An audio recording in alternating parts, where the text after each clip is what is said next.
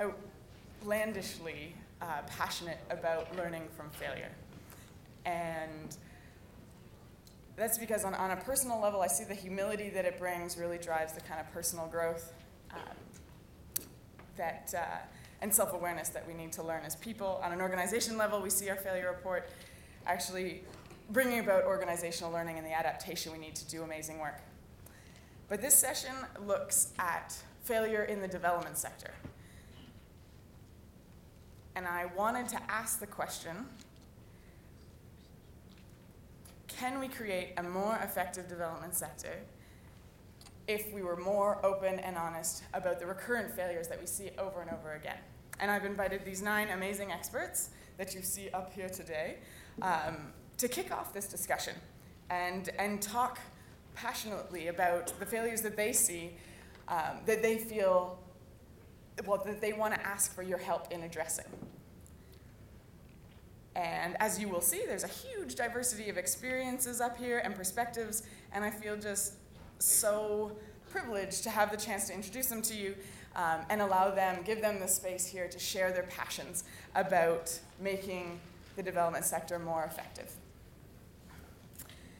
And a quick note on logistical stuff, because we'll have 8 presentations, we can't take questions after every speaker. On your tables, you should have a little question sheet. And so if you have a question, write it down on that question sheet, and the lovely Mika McCurdy here will, if you put up your hand, she'll come around and collect them. And with whatever time we have at the end of this session, we'll use that to ask your questions to the speakers. So definitely make good use of those question sheets. So as a last point, just to prepare you for what this morning is all about, these 9 amazing speakers are about to get up here and passionately ask for your help in solving these failures and dilemmas. So as you're listening, take note of the issues that they're bringing up. Because after this session, we're going to have breakout groups where we get to do something that we almost never do. And that is collaborate with people from outside of our organization and sit around a table with them and start to think about what is at the root cause of these dilemmas and failures, and go a step beyond that, but actually think about what it would mean to take action, to look at these incredibly complex, dynamic problems and say, you know what, I'm not going to be paralyzed by how challenging this is. I'm going to think about a way that I can start to do something different. And so that happens in the workshops that follow this. So as you're listening to these speakers, think about which one of these failures that they're presenting that you might be interested in taking action to address. One of those failures that you share the speaker's passion for wanting to see a more effective development sector by addressing it. And I guess without further ado, I should introduce our first speaker. So first speaker is Sylvester Bayowo, and he is the Development Planning Officer at the Local Government Services Secretariat in Ghana. And he deserves a much longer introduction, but because we have 9 speakers coming up, I'm going to keep them short. So I'll ask you to help me welcome Sylvester to the podium.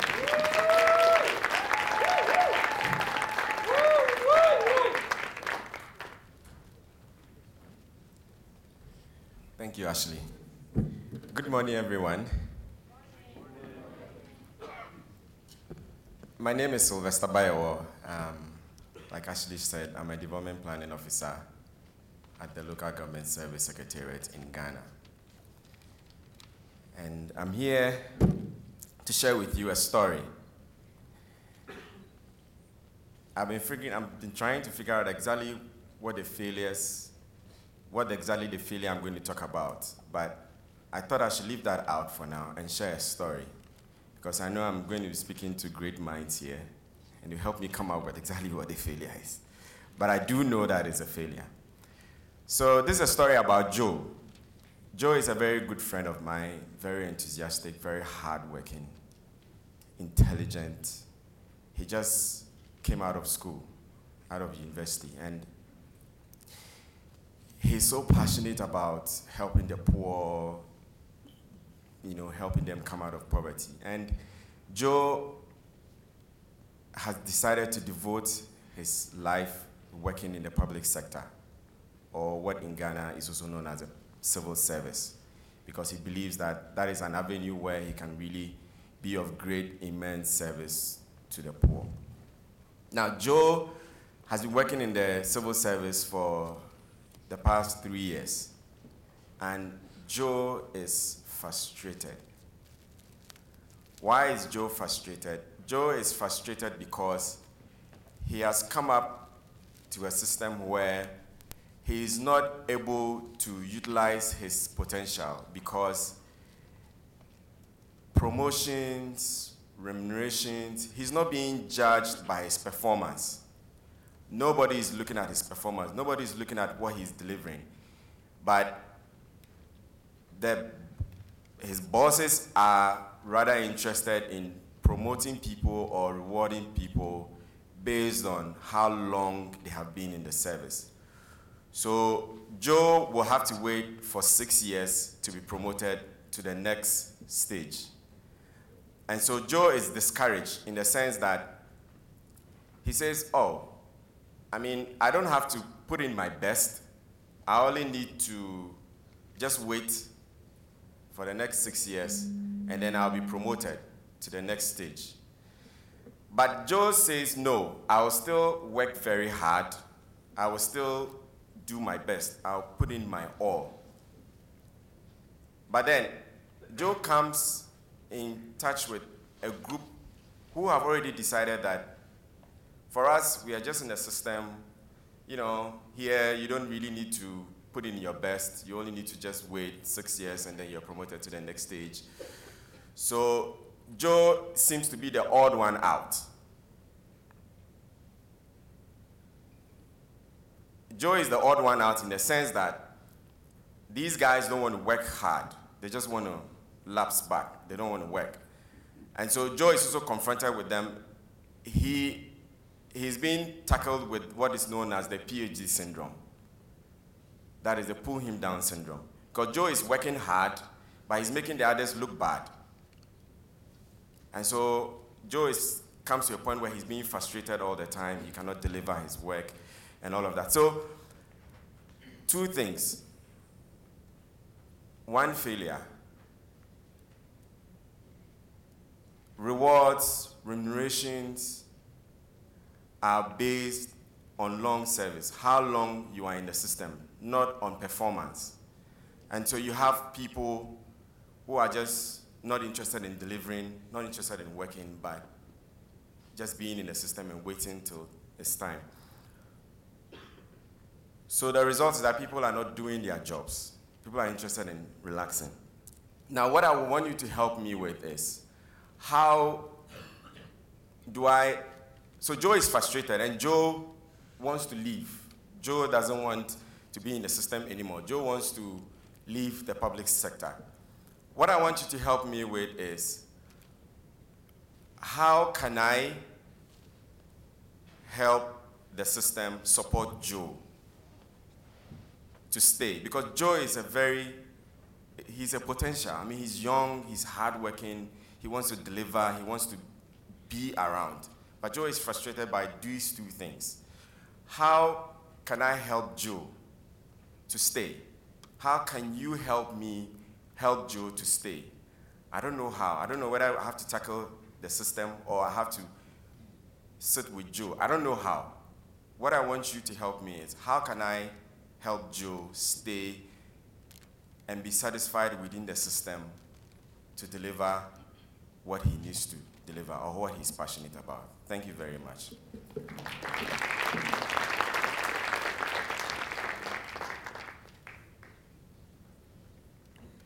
Thanks, Sylvester.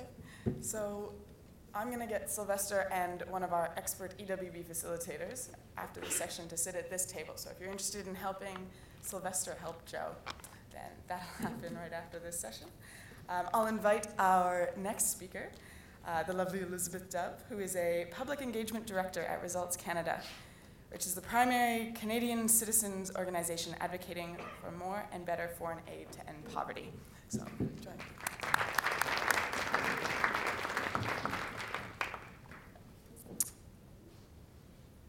very much, Ashley. And really exciting to be here this morning for the launch of the most recent failure report. And I really applaud EWB for the process that went into that. What a fantastic learning tool. An organization obviously doesn't move forward by looking just at its successes. And the bravery with sharing that. And it's important for me that EWB know that, and that you all know that, before hearing what I'm about to say, which may seem to fly in the face of my sincere compliment. I put to you that the greatest failure of the development sector is our ability to make our successes compelling. The development sector as a whole does not have the space, does not have the political climate to talk loudly and publicly about failure, in part because we've done a terrible job at trumpeting our successes. And there are a lot of successes. On a macro level, deaths under 5 years old are down to 7.6 million from 12.7 in 1990. There's over 100 million families who have pulled themselves out of poverty through microfinance. Measles deaths have been cut 74%. AIDS deaths in children are on the decline. 23 million more kids go to school today than they did in 2002. Last year, we saw the last case of polio in India, and it only exists in 4 other countries in the world. That's fantastic. Those are amazing macro changes. Of course, there's millions of micro changes on a local and organizational level, many of which you have all seen. But a critical mass of the public doesn't know about them, or they aren't excited about them enough to protect development spending and aid focused on poverty alleviation. They do know about the failures. Beyond any report that EWB can put out, they know there's failures in development. They are so much easier to remember. They don't have big stats, and they're really, really fascinating sound bites. Aid to Hades on ice, hinting at misuse, but giving no facts. There's suicides in India over microcredit deaths. The development charities that the Toronto Star found out didn't spend a single dime on improving the lives of people in the developing world. And everyone has that story, you know the one I mean, about the well built over the tainted water, or the machine that was built in the community that the community never knew how to fix and didn't have the parts for. Of course, none of you engineers would ever be a part of something like that. But we all have those stories, right? We all have those stories, and believe me, the critical mass of the public has those stories as well. And many, many of you have been overseas, and you know that there are complexities to these stories that are very difficult to get across to the general public. Like the fact that microcredit loans, as I said before, have pulled 100 million families out of poverty. But there are corrupt organizations that misuse the microfinance name. They charge crippling interest rates. Those are the ones that people were suffering from in India. But those complexities, they take too long to explain, and they're not nearly as interesting as the sensational soundbite. For years, Canadians have been telling pollsters that we spend enough on development, and they are satisfied with the government's performance in this area. This despite the slow slide down to nearly 0.2% of GDP, far, far from the 0.7% goal. And have these facts made us idle no more? Are we taking to the streets? No, we are not. Development issues never make the top 10 issues Canadians will be voting on, ever, going into a federal election. In fact, about 12 years ago, I was asked to be on a CBC television program where they were going through a lot of the issues and discussing them that never make the top 10, which was actually kind of depressing. We have not made our life-changing, life-saving work a compelling item that the public is proud and loyal to and something they want to protect. They either don't get it or they aren't interested enough to stand up for it. And by this I mean the critical mass. So this makes it a terribly easy area for the federal government to cut. when making cuts to programs or departments, the government looks at cutting ones that nobody's going to make a fuss about if there's a cut. The ones that aren't shouting winner. The ones that don't match their agenda, which, as we hear lately, is pegged to our domestic economic interests.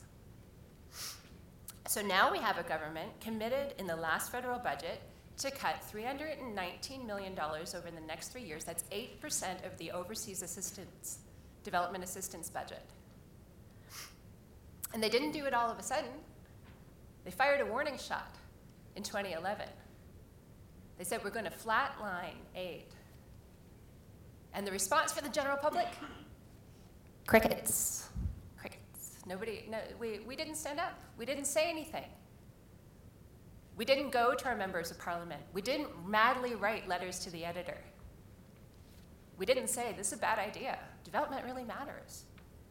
So there's a lot of dilemmas in what I've laid out. But here's the ones I would like to invite you to work with me on in the next session.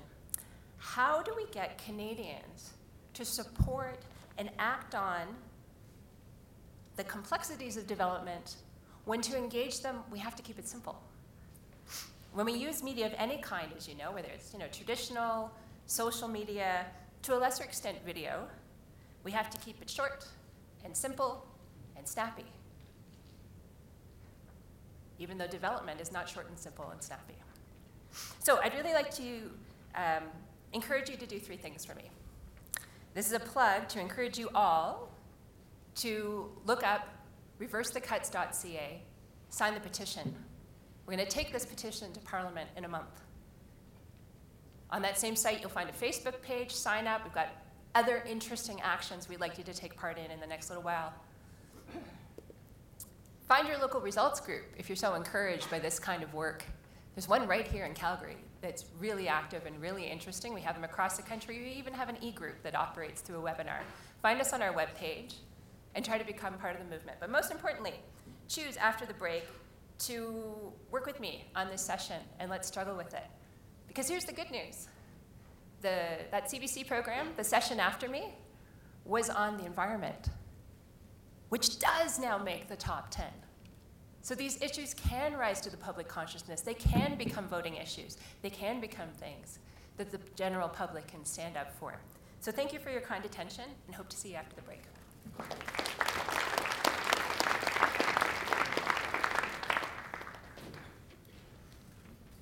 Thank you, Elizabeth. As a funny side note, Elizabeth and I were talking about this session, months ago, and she says, I'm going to disagree with you, right? I went, yeah, that's why I want you there. So thank you. So if you want to help Elizabeth help us get better at talking about our successes and embracing the complexity of the development sector, then, of course, you'll find her here. Third speaker is Tamala Zembeni, District Water Development Officer from Blantyre District in Malawi. She coordinates all the water and sanitation and hygiene activities in the district. So help me welcome Tamala to the stage.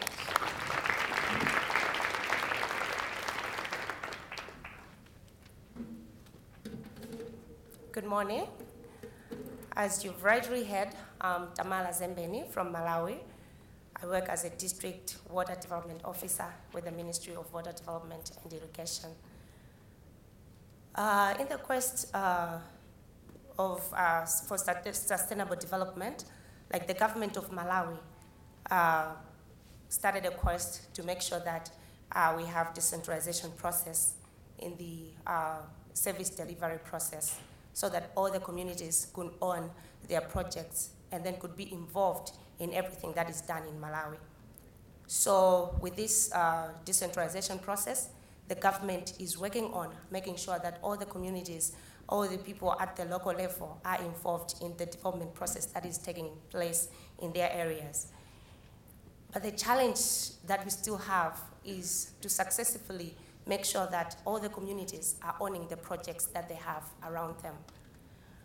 So we can just imagine a man that bought his uncle a bicycle, making sure that he should use it whenever going to the market, which was very far away from this uncle, from the area where this uncle was living. And then a year after he had bought this bicycle, he decides to go and then see this uncle. On his way, when he was just about to reach the village, he finds the uncle walking to the market. Surprised, he asks the uncle, "Where are you going?" And the uncle says, "I'm walking to the market." And still astonished, he's like, "But I bought you a bicycle." So this uncle says,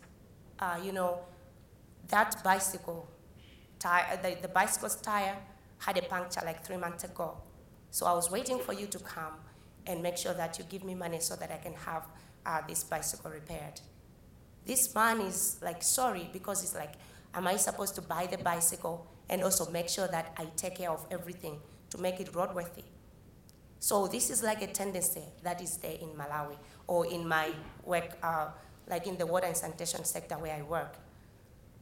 Mostly it's like the government is there to provide the services, but then the communities are still waiting for the government to come and then make sure that it also provides whatever it takes to make the facilities and everything that is provided well taken care of.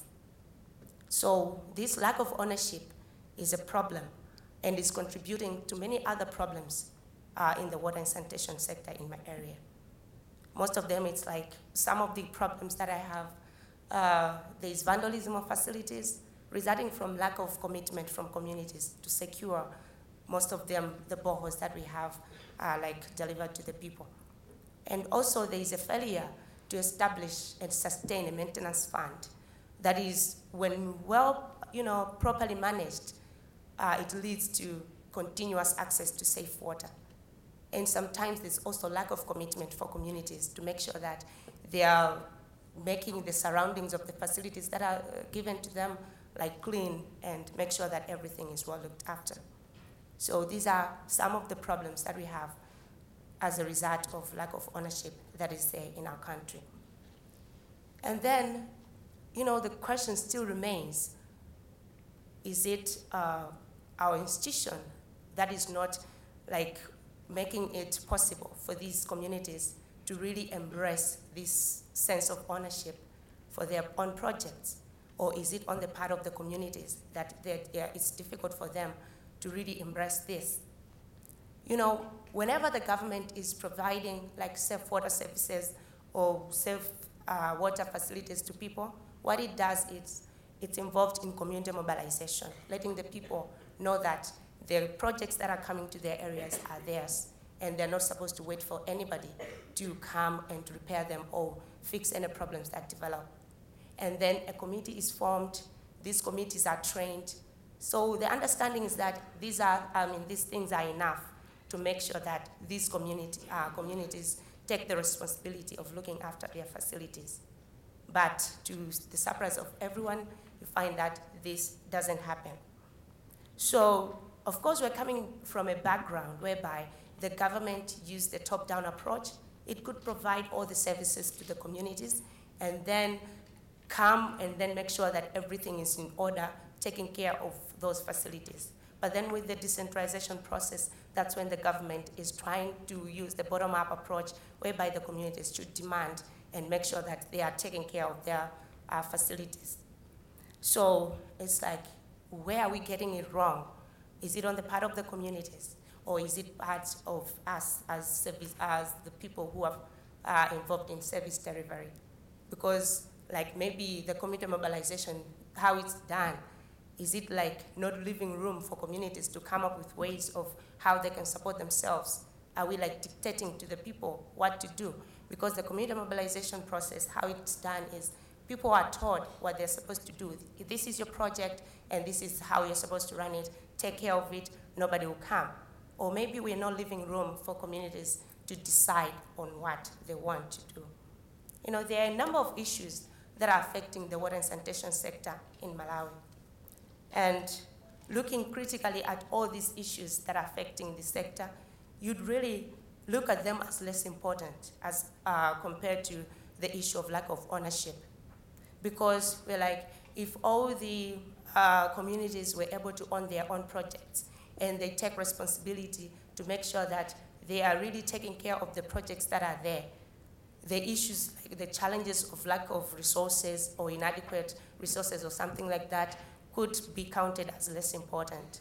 Maybe the effects could be negligible, but maybe they're coming as major issues just because there's lack of ownership. Because if communities own their projects, you find that they will not require much of external support that most of the times require resources for them to provide. So I'm like in this dilemma to say, what is the problem? Where are we getting it wrong? We really need this ownership from the communities of their own projects if we have to make headway in the development sector. So I would like you to join me if this is also what you would want to have, like, let's figure out where we're getting it wrong. And after that, let's see and come up with ways to address this. So I hope you're going to join me in this session, in the next session. Thank you.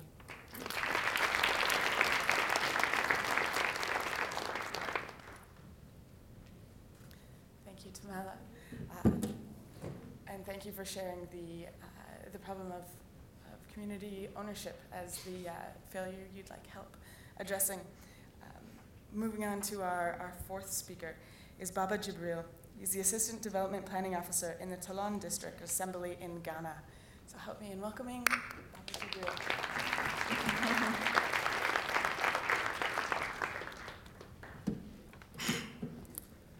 Disadvantages of being short.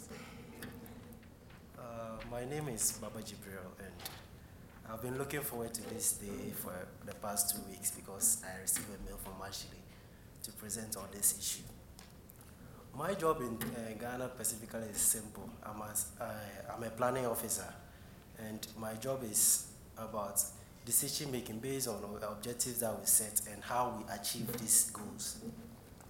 The second aspect of my job is making sure that we involve the various stakeholders in decision making, because we believe that broad and in-depth consultation with these stakeholders in the decision making is what will contribute to some ownership of those projects that we do. In the latter part of 2011, we had an opportunity to run a project, partner with World Food Program. The name of the project was Food for Asset. The main objectives of that project was just simple.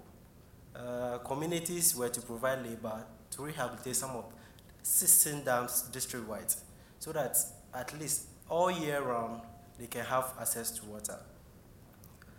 But one thing that happened was we entrusted all these decision-making processes to these communities. We had a criteria. They were to recruit this labor so that they will help in the works. The northern part of Ghana too is noted for food insecurity.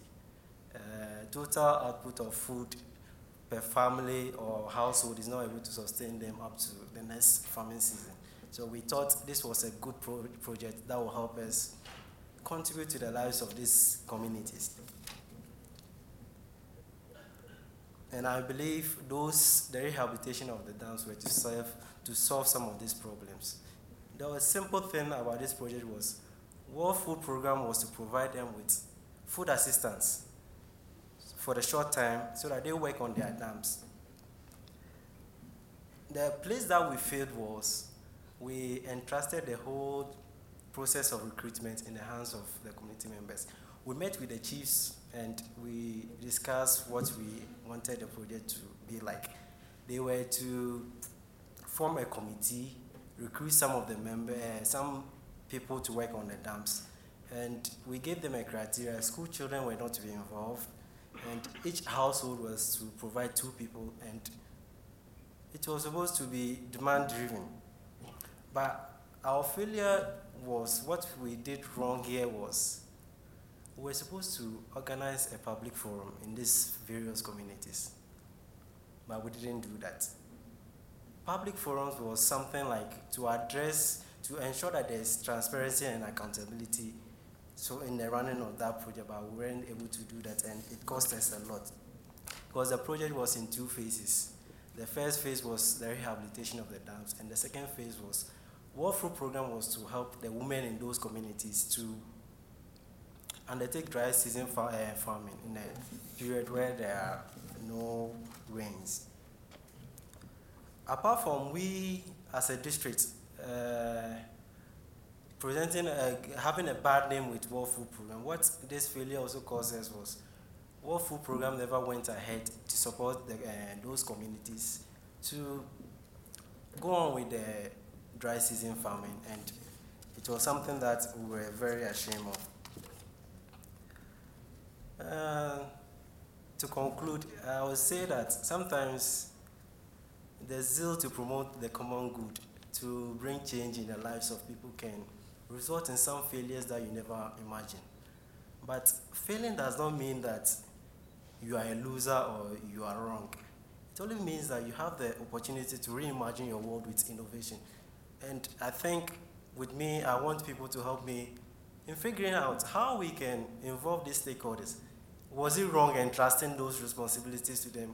How can we also ensure that our local people can contribute to decision making? Thank you.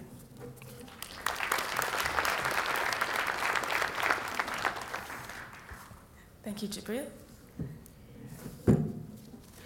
And I'll welcome our fifth speaker, which is a dynamic duo of Marichu Antonio and Cesar Cala. And the last I heard, they were, can we get the mics on at the corners? They wanted to do a stereo performance for us. So please help me in welcoming Cesar and Marichu. This is too tall. Hello, Marichu. Hi, Cesar. How are you? Good, good. So this is intentional because of the topic that we're going to discuss. So Marichu and I were talking about how best do we present this morning. So we were talking to each other, and we said, why don't we just talk to each other before the larger audience? Maybe that's the best way of presenting it. So we'll do that.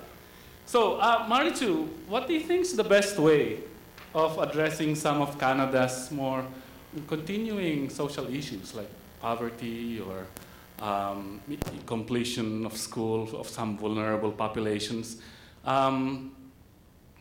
Well, maybe also we could talk about issues affecting immigrant communities, newcomers, ethnocultural communities. You know, the local issues, not just the big issues. Yeah. We've been talking about addressing some of these social issues forever, but nothing seems to be moving the needle. So, from your vantage point, from where you're standing, what's your perspective on these issues? From where I'm standing from the grassroots community's perspective. I think the more important approach now is the bottom-up approach, as Tamala was mentioning a while ago, because this is where you have a lot of people involved, a lot of participation, and it's dynamic, and change happens at the community level, you know? So I think the bottom-up approach is very effective in making systems change. How about you? Where are you coming from? Well, I'm working with larger organizations like United Way, and currently the City of Calgary wants to do a municipal poverty reduction initiative. So I think that it should be a top-down approach, because where I'm standing from, we could see the issue from a larger perspective. We're looking at how the issues themselves affect a larger population, and how do we change the rules of the game, like how do we look at policies, how do we look at budgets. So I think, from a top-down approach, you could actually see the issue wider, and that should be the way to do these things. I think that's a bit difficult, because, we're talking about people's lives here, and change has to happen in the day-to-day lives of the people. So I'm more for the spontaneity and the recognition of the complexity of issues, because you cannot just focus on economic hardships.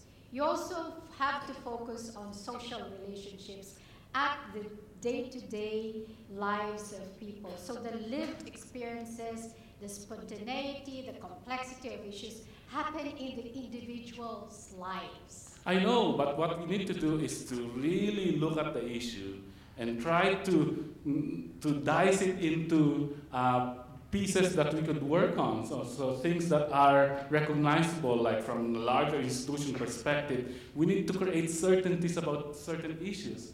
and what are our approaches to them so that our responses are a bit more predictable, a little bit more Oh, logical. you're talking like an engineer. Let's talk more about being human, because we deal with, sorry, this is not personal. Our daughter's an engineer, actually. Anyway, we have to deal with a network of individuals and groups, informal groups, as something that touches the emotions and the passion of people, right? Yeah, I think what we need to do, there are so many millions of people in Canada. So we need to know who represents what, right? What are the sectors? We need organizations with clear hierarchies of responsibility. Who makes the decisions? Like with the communities, we don't know who you represent. Yes, but this is participatory. And if there's ownership, there is large mobilization, there's action, and what's this movement now that's quite popular that Harper is responding to? Idle no more. Idle no more, right? So this is driven by mass mobilization, by a broad range of multiple stakeholders, and very responsive to the needs of the people. But that's the problem. We need to create a scope. Like we need to focus on specific issues. What are the issues that we're dealing with? We need to create mandates. Like our mandate is to focus just on one specific issue. And that's the way to do things. With communities, we don't know where that's going. Well, you know what? We talk a lot about shared decision making. Why don't we go up the stage and see how we can navigate the middle? Okay, Is that maybe okay? we should look at our own strengths and then we could work together.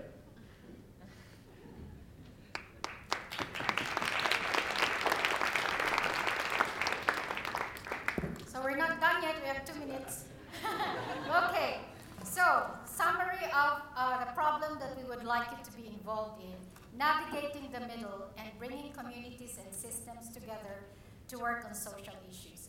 The social issues that we face today are complex and require the involvement of various segments of society, just like the other presenters said. Traditional community organizing and mobilization is still important, but inadequate. While this work leads to the building of collective capacity of the grassroots community members, it still often leaves them as outsiders in public systems and larger institutions.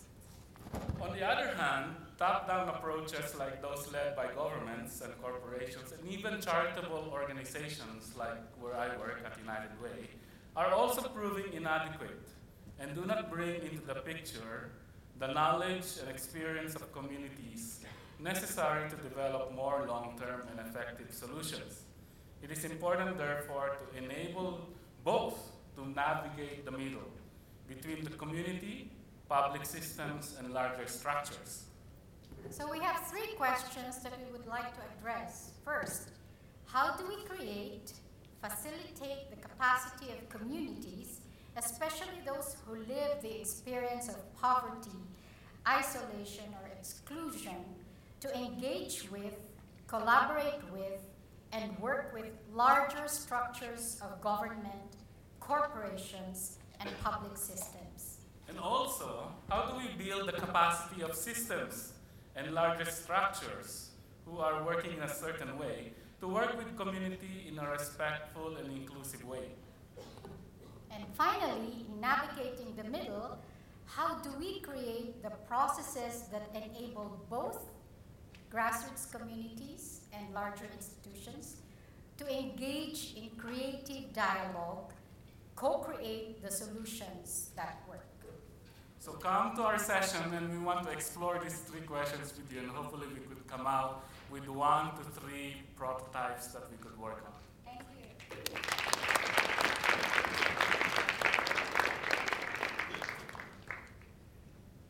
That was fun, guys. Thank you.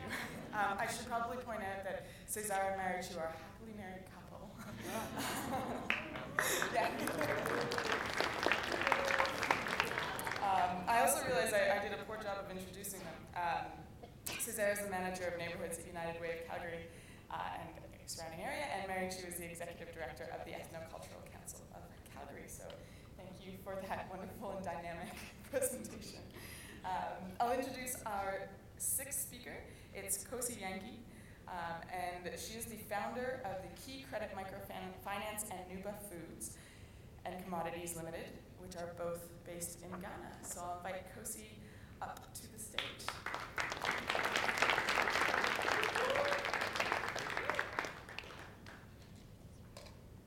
Good morning. The topic for today is microfinance, our failure, my failure, and the world's failure. The last time I tried to talk about my failure, I wrote a book.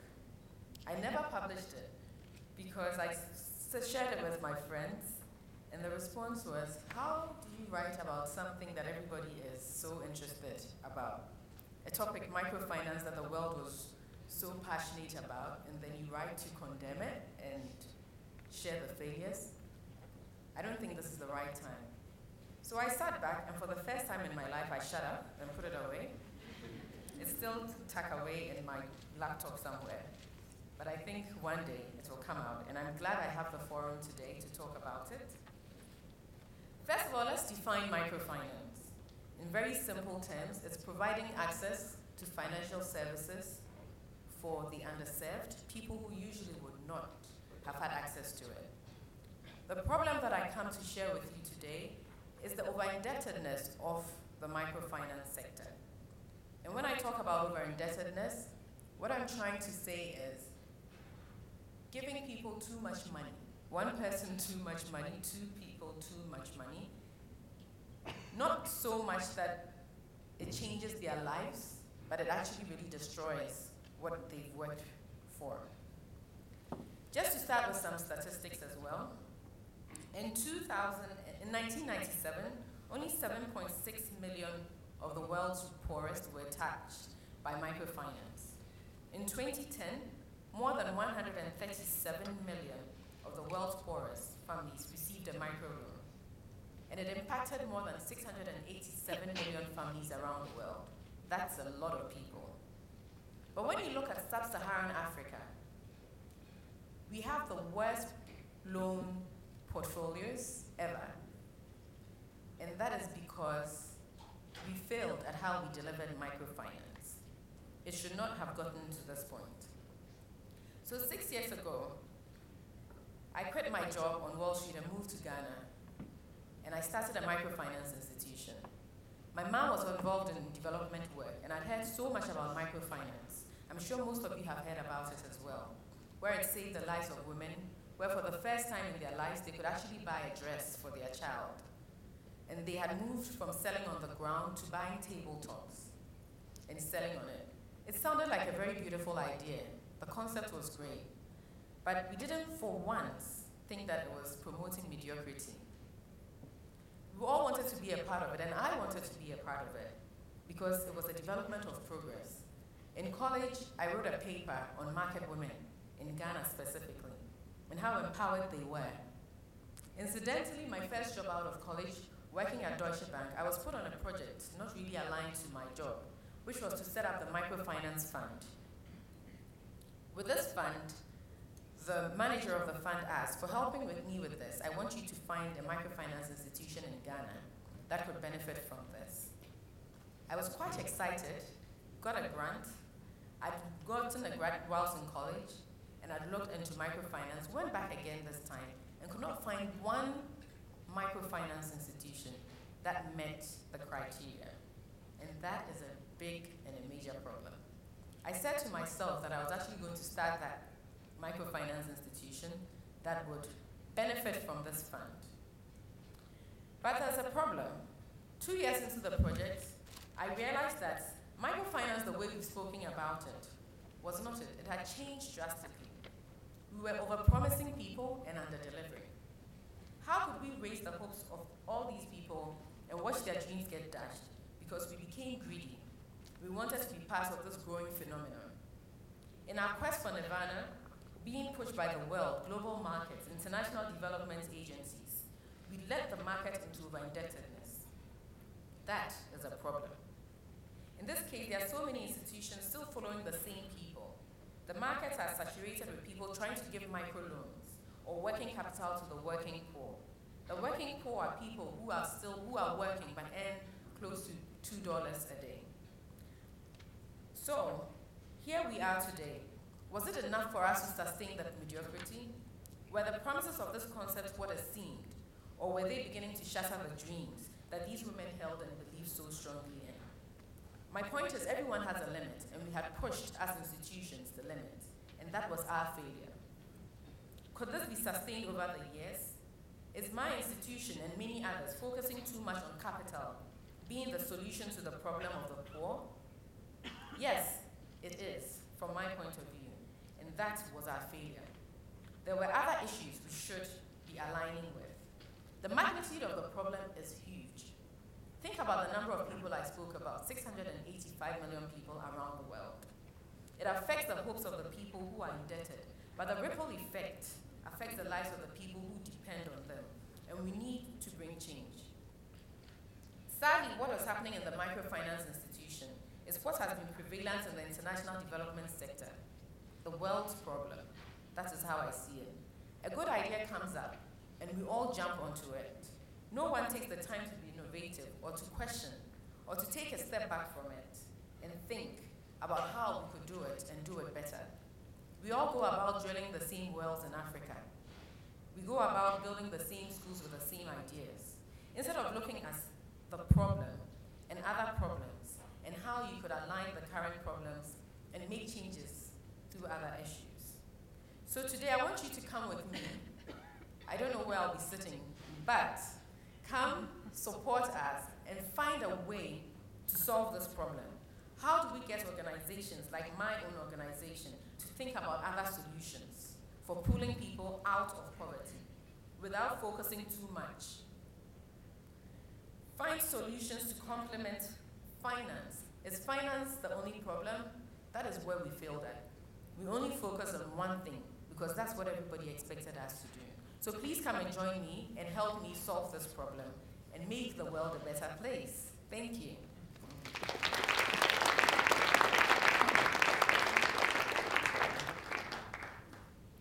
Thank you, Kosi. And our next speaker is an EWB veteran. Ms. Suzanne Fish will be coming up. She is on the talent team as well as being a venture leader, one of those brave souls, putting her passions on the line as she pitches her ideas. And she's going to share with you now her thoughts on how to improve the development sector. Welcome, Suzanne.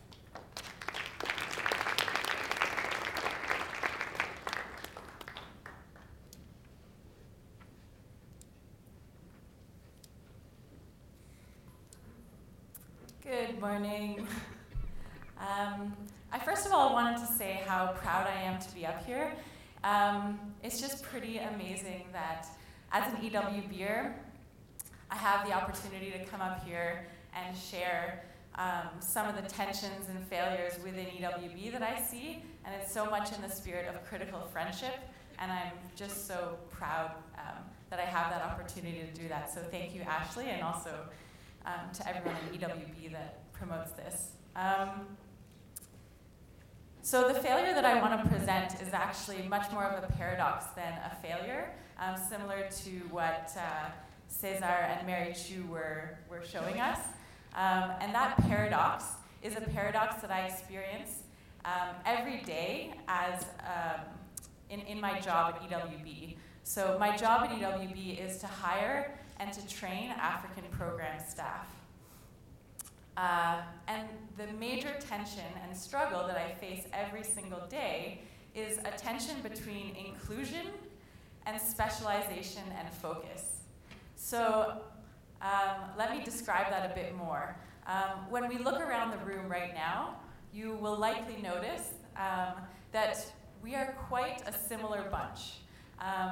There are things that we don't share, but there's a lot that we do share. And in fact, there's many people that aren't in this room and that we're not dreaming with. In particular, the marginal, the poor, and the systematically excluded. Those people aren't in the room today, and they're also not hired to be African program staff. And I think this isn't something that is a phenomenon only at EWB. This is a phenomenon certainly within the development sector more broadly, NGOs, and in business and in every organization. There is the systematic exclusion of people that are marginalized, oppressed, and poor. This is a problem for EWB because we hold the value of doing things with Dorothy. We're dedicated to being an organization that isn't top down and that doesn't do things for others, but that does things with others. So on one side, that's a tension that's something that exists, a reality. On the other side, there's the reality that there's goodness that comes from specialization and from a culture being cohesive. EWB has a phenomenal community, and our brand is our people. And there's a lot that we share, and that's what unites us. And certainly when we can confidently tell our partner organizations in Africa that we know who we're sending overseas, that they're high performers, that they're high achievers, and that they're hardworking, that we have a common knowledge, skill, and attitude base. And so there's a lot of strength in the fact that we do develop and also search for people with a common knowledge, skill, and attitude base. And on the other hand, it also means that this room isn't as diverse as it could be. And in my mind, as it should be if we want to be dreaming up a better world together. So that's the paradox that I invite you to explore with me, and how we can begin to find that middle ground. Not begin to, but continue to explore that middle ground at EWB. I especially want to invite people who would probably tend more towards the side of specialization, because unlike the couple that come up, I don't have my other beside me who can more strongly vouch for that other value of specialization, and I tend towards inclusion. So please come if you're interested in inclusion, and especially please come if you can see the strong value in specialization and focus. So yeah, thank you.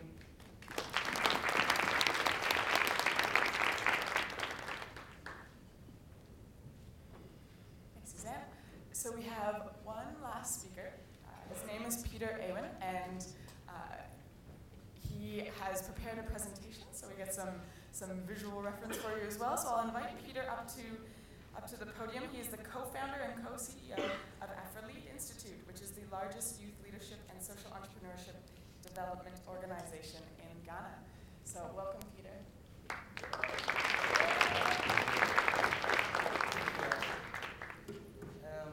I'm the last, and I'm making a presentation. So I just realized that anytime I come here, I'm talking about one specific issue, and it's about the education system in Ghana. I also know that when you talk about one issue, very often people might get bored. So please just spare me this last one. Yes. So I come from a country where the educational system, like so many other countries in Africa, is very important. Government has been trying to increase enrollment, trying to make schools better, so that our children can receive better education. It takes the largest chunk of our budget, so it's a very important sector. I have been working in different sectors, including the agriculture. I've worked with some other places, but I've also worked with the education directorate, and I know some bit of the statistics about that, how many people are enrolled every year to high school. So in Ghana, about 350,000 students enter high school every year, and that is actually a small percentage of those who graduate from primary school. Out of this number, going to high school, they spend 3 years doing so many courses, including science, agriculture, business, and language. Most often preparing themselves for post-secondary education. So, yeah, and if you look at the numbers, some will drop out along the way. After 3 years, we probably not have all of them graduating because of obvious reasons, that some of them might probably not be able to cope up with the learning and being able to pay their school fees. So we have almost like 27,000 people completing high school after 3 years. For me, that is not a problem, because if you have this number completing, that's good. But the problem is also because most of these people completing might not be able to go to the next stage in education, and that is to the post-secondary education comprised of universities, polytechnics, and colleges. And that is a big issue that I find very interesting, because if a country has most of the youth dropping out of education and there's no place for them to continue to build on their life, then it's a big issue. So yeah. And so we find that the dropout rate is very high. So that's a big issue. And for me, I feel like it's a failure that we have to tackle. But unlike so many other failures that we are used to talking about, this is a complex systemic failure. Why? Because the educational system is made up of so many components. We have teachers being very influential. We have the curriculum. We have policies, government policies, very influential in the system. We have the structure itself and availability of infrastructure to make sure that the system works well. Then we also have the values and culture that we grew along as we try to build our educational system. So all these make the system very complex, and they reinforce each other. And so for me, trying to figure out what is really wrong, because for me, it is wrong that we are not able to get a chunk of our youth to go through the educational system and feel empowered to start a life and feel empowered to be contributing to the development of their country. It's a very big systemic failure. But for me, what is still making it difficult for me is the fact that we are not able to confront this system failure in a good way. And one of it is also because there's a blame game, going on. Teachers are thinking it's government policies that are not working. Some are thinking, if we get the infrastructure in place, we will get more numbers, and then we can get more people to go to school. So we notice that there's a very difficulty in admitting the failure. And so being part of EWB's discussion and knowing that most often we want to discuss about how we can admit the failure that we face, I'm just imagining how we can begin to tackle this big system and begin to see how we can look at it and how we can admit that there is a failure and how do we tackle it so that we don't have this blame game going on. So I invite you to come. If you are passionate about education, please come and join me, and let's look at this big system failure and let's see how we can tackle it and have that commitment in solving the problem without necessarily having this blame game. Thank you very much.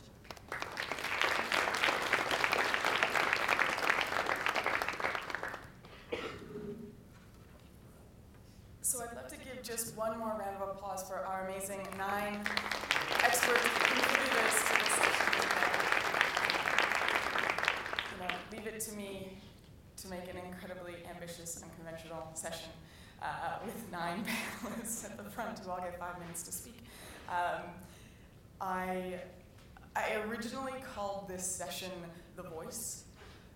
Then I found out that it was this reality show about singers or something, so I decided to change it.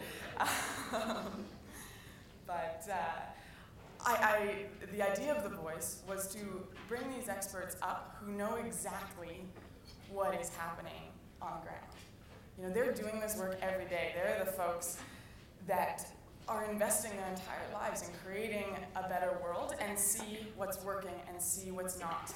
And they are the experts on this. And I'm just so privileged to be able to have the opportunity to create a session to allow them the space to share their passions for how we make this a better sector and how we work together to create a development sector that is efficient and effective and creates the world that we all want to live in. So thank you to our experts. I'm sure you'll agree that there were some incredibly challenging and complex problems that were presented here.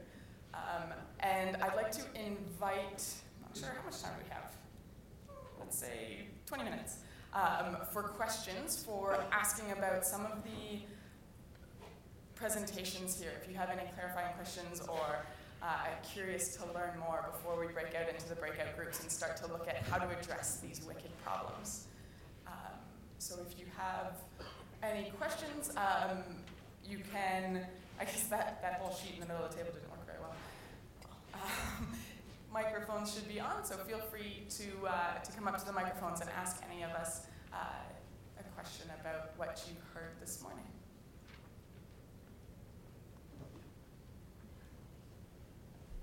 Hi, my name's Chris. This question's for Sebastian. If Joe remained in the sector for many years, would he one day have an influence on hiring or promoting practices?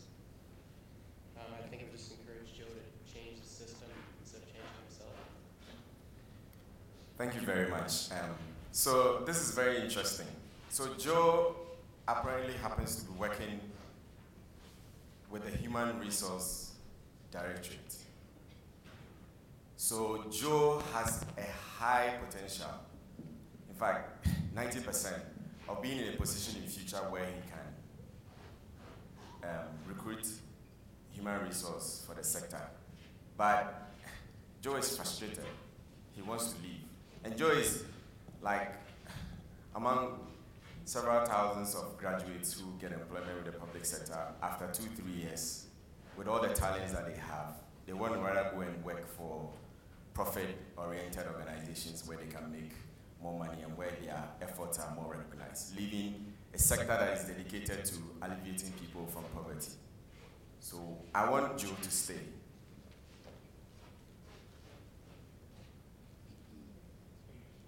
I don't know if I answered your question. I don't know if you would be able to change who you would be allowed to control in the future. It changes the system where it doesn't matter how long you've been there, it matters how the future is as well.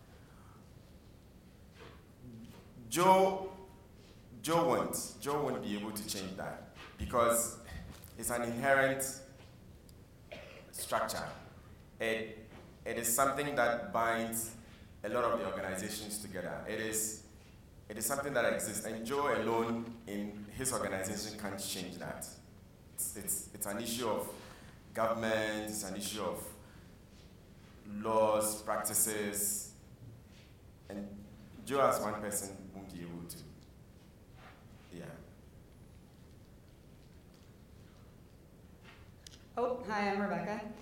Cozy, I have a question, just a clarifying question on what part of the failure we're going to dive into in the next section. Are we going to be looking at microfinance and how the development sector's kind of pushed it through to a level of growth where we've seen failure because of loss of essence and intention? Or are we going to look more at, as development workers in the development sector, our tendency to get our eye on a trend, whether it be microfinance, social finance, impact investing, or cooperative farming, and to just zone in and laser on that trend and not really see the essence of the problems because we're so focused on one solution. Can you repeat the first part? Oh, sorry. Are we going to be looking at microfinance and how it's failed because we've overused it, misused it, or are we going to be looking at, I think more of the personal failure you went into was that we get our laser beams on this one solution that we think is the problem, the way to solve a problem, and we don't necessarily see till it's too late because we're so focused on microfinance as the solution that we don't see the other problems or the other solutions that would be a better fix. Okay, the second one. So we'll be looking at development agency point of view to have a broader, take a broader look at it.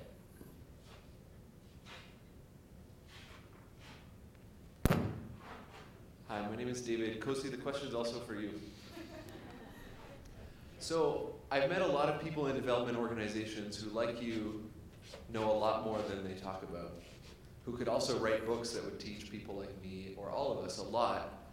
And I want to know, what would it have taken for you to publish your book while the information was still really new and controversial? Because I think there are a lot of people who need to write more books like you. What would it have taken? I think if I know I'm quite vocal, but I think I hesitated because I was scared of the outcome.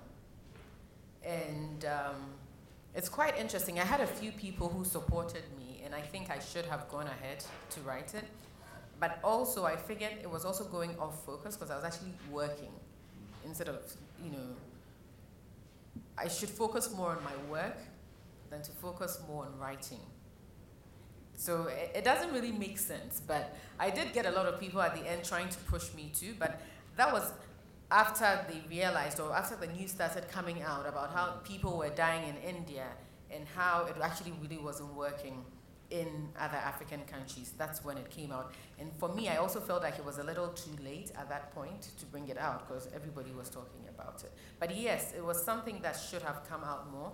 I think there's also the financial resource, looking for publishers and having to deal with that, because I wrote it and having to figure out who the editors were and who was going to have to deal with that. Because it's quite time consuming and also it's a financial burden when you start looking at it from that point. And if you were working in a project with colleagues who had information like you did on microfinance, what would you recommend to them? How would you support them to be able to talk about that before the news was headlines? Well, I think now I look at it differently. One of the things, I have a friend and she keeps telling me that I don't advertise what I do very well, and that there's so many ways. I have the media, there's a blog, there's Facebook, and I don't use it well enough. So I think that's a medium that I should have focused on pushing it out. And I'm actually going to, it's one of my resolutions for this year.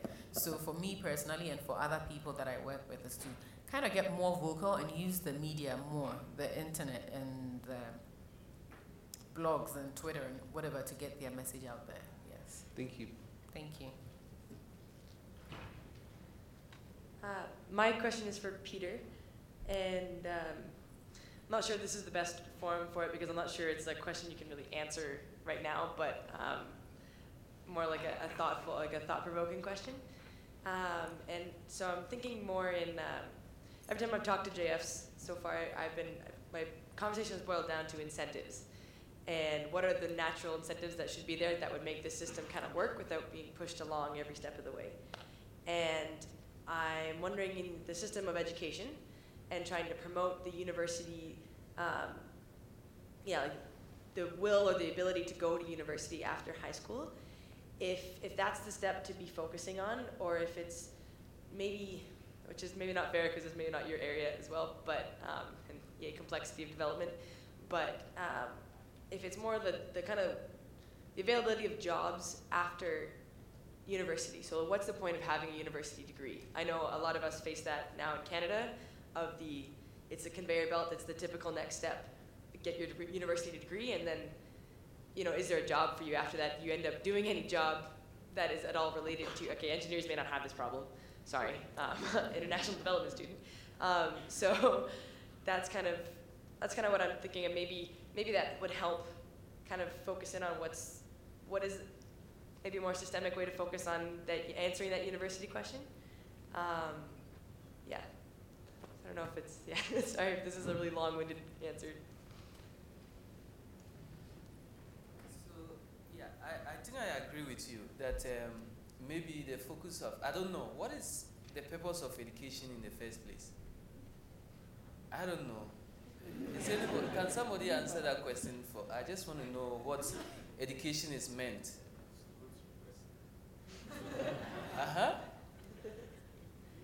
Well, but when you are in university, you are actually in education. And when you come out, you continue to be educated throughout your life. I think there's no end in education, per se, for me. And so my issue is the fact that the way we approach it is like linear. And so people do not have options. The system do not allow other pathways than the one that it has created. So people who are going through the system do not have a chance to say, I don't want this, I want that. So it's as if it's being created for everybody to follow the same line. And so for me, right now as I stand in front of you, I feel like it's a complex system. And so you know, some of the issues that come out of that. And so I'm just imagining, if we want to tackle it, how do we tackle it? By looking at it as a complex system, and that we have to tackle it from different angles, or by looking at it like the way Affiliate is thinking of, okay, let's create more pathways and allow people to decide what they want to do. So for me, these are the questions that I still have so many questions. And like Kosi, I wish I could write a book on the failure of education system in Ghana and share that with as many people and then bring the discussion to a broader perspective. So for me, I think it's still open. Let's discuss about that. Let's even look ourselves. I believe in Canada here, some people feel like what the education they are receiving is not enough. They need more. And so let's continue to ask ourselves, it's probably not just Ghana, it's the whole world. I totally agree. Yeah.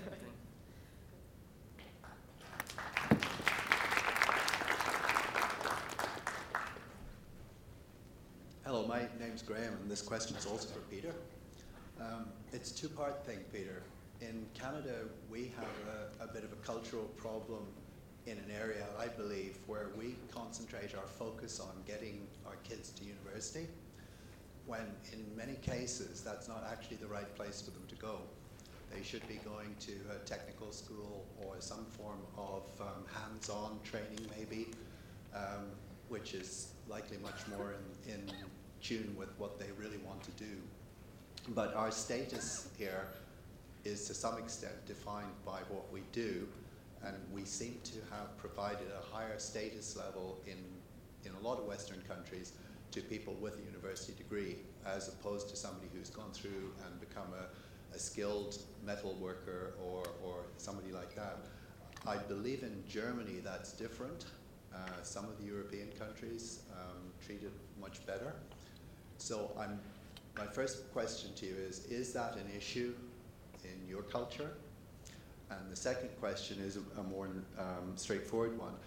Is the small percentage, I think you've got 27,000 roughly, if it's 10% of 270,000 going on to third level, is there a real problem because there just aren't enough spaces?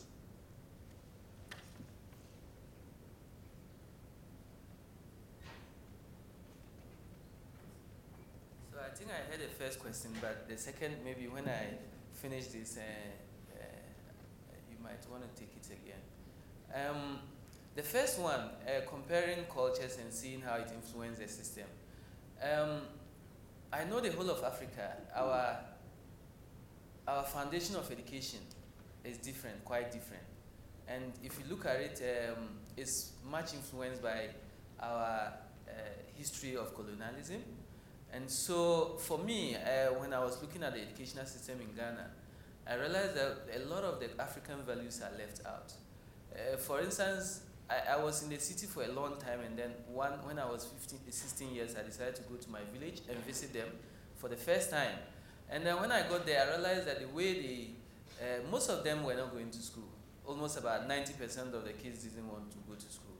They want to follow their fathers to the farm or to the river and then do fishing with them. And then I realized that the way Africans will educate their children before Western style of education was introduced is quite different from how we educate our children right now. Because we used to do it very experientially, allowing the children to follow their fathers and people around them and learn as they see them do the thing. And continuously, and so there's not a gap between what you are learning and what you are supposed to do. Because there's a continuous reinforcement of the learning process and the doing. So there's an opportunity for people to pick up. What I've also noticed is that most of us as Africans still have those values of wanting to learn experientially. But unfortunately, the system that we have, the culture that is introduced now, the formal educational system right now, does not allow that experiential learning. So first, I see the gap in trying to bridge two cultures. And probably that could probably be one of the reasons why there's a systemic failure, because we are not able to bridge well. The second thing is that maybe we are also valuing the higher education so as much as other cultures are, or the Western culture is giving that value to. For instance, I didn't do well in university. I had a very poor foundation in grade in university. And so I don't even want to look at my certificate. But very recently, I realized it's probably not important to look at my certificate anymore. And so I'm just imagining the number of people who want to go to university because they feel like with their university education, they feel they are useless. And these are the reasons why, for me, we should create more pathways before university, and let's allow the kids to decide what they want to do, instead of giving them the options of choosing either to be part of the system or just left out. The second one, the second question was just, is there a problem with space? I mean, are there more people who want to go than there is space available for? Is that a really big problem? I mean, it's a problem almost everywhere to some extent. But is it a really serious problem for you? It's true. There's a big problem with space in Ghana. Starting from kindergarten to university. And so people actually drop not because they've not passed the exams, but because there's no space. Actually, about 40%, I guess, pass the entrance exam to university and tertiary education. But they can only take a few of them. And so that is also a very big issue. And that is why we still believe we should create a pathways before then, so that in the long run we can create more space. But for now, we can't continue to lose that talent just because there's no space. And we also feel like even the space in high school, my sister just completed high school, and when she came home, she told me that for 3 years in being in high school, she shared a bed with one person, two different people, and she has to sleep, wake up in the middle of the night, and then go to the classroom to study so that somebody else can use her bed. So it's as serious as that. All of us have gone through all this. In her school, there are 3,000, but they can only feed 300. So the rest have to figure out how to feed themselves. So yeah, these are all the issues with, and that's why I said it's a complex system. And sometimes when you are tackling one issue and you think you are solving it, just like the way people think, oh, numbers, let's get more people to go to school. And then they get to school and then we are facing a different problem. So for me, as much as it's complex, so as it's difficult for us to solve it. And that's why I think we should broaden the discussion. All right, thank you.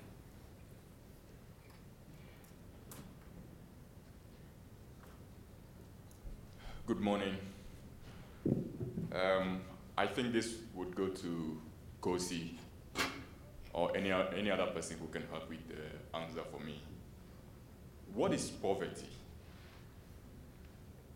Because we keep talking about the world's poor. Could it strictly be lack of money, or could it also be lack of information? In this context, we're looking at money because when we talk about poverty, it's really not having access to a lot of things. And unfortunately or fortunately, money is what gives you access to a lot of things in terms of better education, in terms of even eating a full meal a day. So from this point of view, when we look at it, it's in terms of capital, in terms of financing. Thank you. Are we not creating a mindset in the lives of people that all they need is money, even if they don't know how to manage it? Thank you. I don't think you're creating the mindset that all you need is money, but I think we shouldn't lose focus and realize that money is important, whether we like it or not. So without you directly telling people that everything is about that, unfortunately, we live in a society that's what makes it That's what moves your business to the next level. That's what gives you access to things that you might not have access to. Okay, thanks. But I want to suggest that we can also lay a bit more emphasis on providing information to those people who are poor, in addition to the money. Otherwise, people will still go hanging themselves just because they were giving money that which they needed badly. Yeah, I think it's important because money comes with, you do have to give them the information, and you do need to train them. Some people do need that, but you should also consider the fact they say that if you have 100 people and you give them all money, it's only 20% of it. No matter how much education you give them, there's only 20 of them who would actually be able to use it, right? So I think the drive for better education, or the type of education that we give them, like we've spoken about, is important. Just to make one comment though, with regards to, I'm not an education expert, but this is one thing that came up, but the Ghana educational system was modeled after the Canadian school system. And the whole point on it was the technical skills building and trying to create different streams for people to be able to be educated on different aspects. The problem was the implementation of it. It was not implemented properly. And that's one of the things that, just so you know. So we modeled it after Canada, but I guess you're also not very happy with yours. Ernest, I just wanted to thank you for asking that question. I think it's an amazing question, and I think it has such a complex answer as to what is poverty. And hint for any African program staff hopefuls, one of the questions we ask in round one African program staff interviews is, how would you define the poverty line in Canada? And the creativity that comes out in candidates that are selected is amazing. And people go far, far beyond economics. And any African program staff that's been hired has described poverty and would even define it in Canada in a way that maybe 10% of that consideration was how much money they had, and more whether they were able to interact with society in a way where they weren't marginalized, and much more like kind of caring and less hardline numbers on how we would think of it or define it. Actually, I was just going to invite any of the other speakers on the panel. I think this is a fascinating question, so thank you for asking. So any other speakers who want to come up and address what is poverty, I invite you. I'll just quickly jump off of what Rebecca was saying to outline a little bit more about the dilemma. I think that what is poverty is a really great question, and the potential in inviting people who experience other forms of poverty, not just monetary poverty, but exclusion based on perhaps race or not being able-bodied, being disabled, having a learning disability, your gender preference. There's a whole variety of reasons why you could be marginalized and excluded and experience oppression in that form. And yeah, I think that's an interesting topic. I just want to add something. There is an article in Alberta Views written by Joe Ceci, and this is about the attempt to end poverty in Alberta. And in that article, he of course dealt with the minimum wage, the low income cutoff, which is also important, but also the effects of living in economic poverty, which may also be people who are living in economically sufficient family situations may also be experiencing poverty in different ways. So poverty can also be defined as a lack of participation in civic affairs. So if you have less voice in decision making, that is also a sign of poverty, and also the lack of access to different services such as education, the justice system, and it's also related to what was stated earlier. So the recent magazine of Alberta Views, written by Joe Ceci, there's a comprehensive article there about poverty.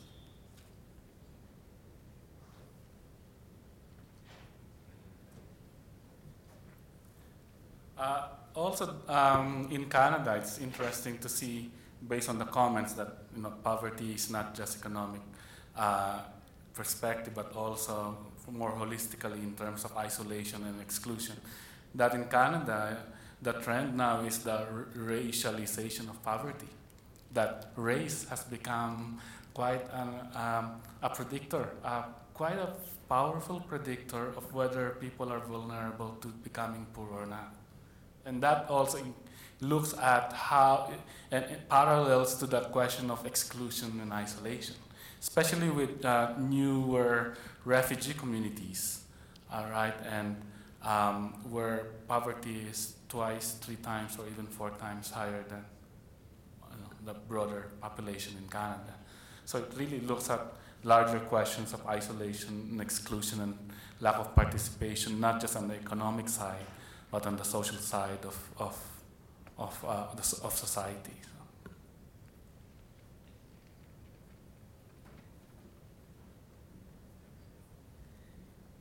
Perfect timing. Totally planned. I think the session I'm going to run next year is what is poverty, because it's obviously a very dynamic question with lots of great input. So as I have mentioned a couple of times, and as all of our speakers asked, they would love your help in addressing these complex, wicked problems and dilemmas and paradoxes that they face in their work. So I will actually invite them to just select any table they want around the room. They're going to be joined by 8 superstar facilitators from the EW Meeting Network, and that group of people that will gather, you will join them around that table to look at these issues that they've presented. And I'm really excited about this because I think so many of the most important issues that we face today can feel so overwhelmingly complex and outside of our ability to do anything about. And this workshop is really about turning that on its head and getting rid of that hesitancy and uncertainty and throwing it out the window, realizing that we can always do something. And actually inviting all of us to think about, in whatever small way, we can be a part of creating the change that we want to see in addressing these wicked issues. I heard a quote on Friday from Bob Johansson of the Institute for the Future, which sounds like a really cool place to hang out. But he said, "Holding 2 opposing ideas in mind will be even more important in the future. The dilemmas of the future will be more grating, more gnawing, and more likely to induce feelings of helplessness. Leaders must be able to flip dilemmas over and find the hidden opportunities." So I invite you to join these leaders in their workshop and flip these dilemmas over and find the hidden opportunities to take action. And I'll invite you all to give these speakers one last round of applause for sharing so passionately their ideas with us.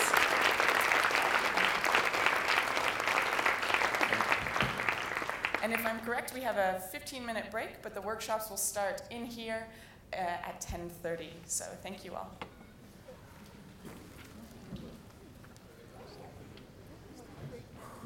I forgot to give you all your presents.